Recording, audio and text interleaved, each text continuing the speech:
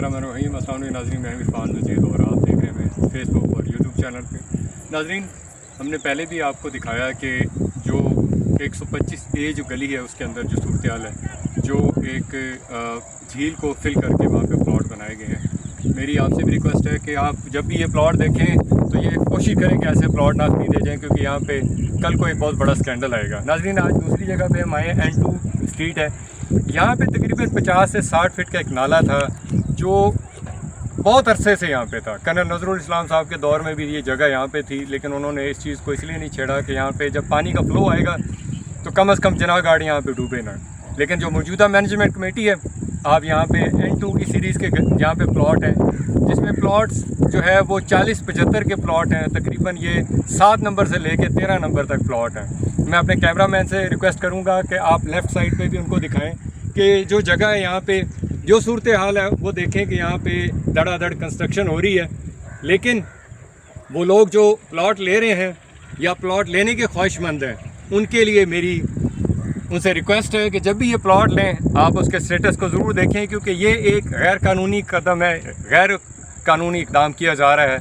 ये आज नहीं तो कल ये सारा स्कैंडल सामने आ जाएगा। जो मौजूदा मैनेजमेंट कमेटी है, इनका टेन्योर तो ख़त्म हो चुका है, लेकिन वो गैर कानूनी तौर पे यहाँ बैठे हुए हैं। ये प्लॉट जिनकी मैं तफसील आपको दे रहा हूँ, ये जो लोग ख़रीदेंगे वो कल को ज़रूर पछताएँगे।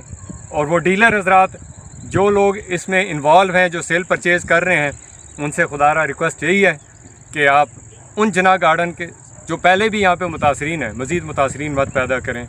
ये पारी तफसील जो है, मैं ये चाहूँगा कि आप इसको पूरी, जिस तरह पीछे पूरी एक D की गलियाँ हैं, N की गलियाँ हैं, कैमरामैन मेरे वो भी दिखाएं लोगों को, ताकि जो सूरत हाल है कल को, जिस तरह बैंकर सिटी का एक मसला खुला हुआ है, इसी तरह ये जना गार्डन के अंदर जो बहुत बड़े बड़े इश्यूज़ खुल रहे हैं, मुतासरीन की एक कसीर तादाद है।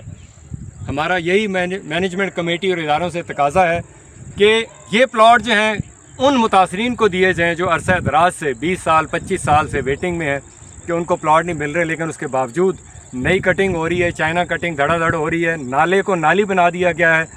और ये आने वाले दौर के अंदर ये बहुत बड़ा मसला बन जाएगा।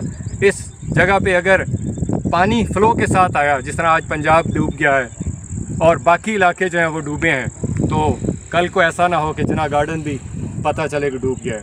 तो मेरी सब दोबारा रिक्वेस्ट है उन डीलर से, उन लोगों से जो प्लॉट ख़रीदने के लिए यहाँ पे आए हैं, कि ये प्लॉट जब भी आप ख़रीदें तो इनकी सिचुएशन देख लीजिएगा।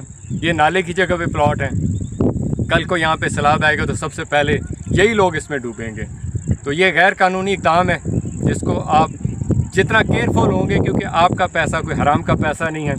आज ये लोग लूट खसूट करके निकल जाएंगे, लेकिन इसकी सज़ा जो है वो लोग जो यहाँ पे रहेंगे, जिनका बाल बच्चा, जिनकी फैमिली यहाँ पे आएगी, वो सदियाँ यहाँ पे भुगतेंगे, और ये इक़दाम उनके लिए तकलीफ़ देह का सबब बनेगा।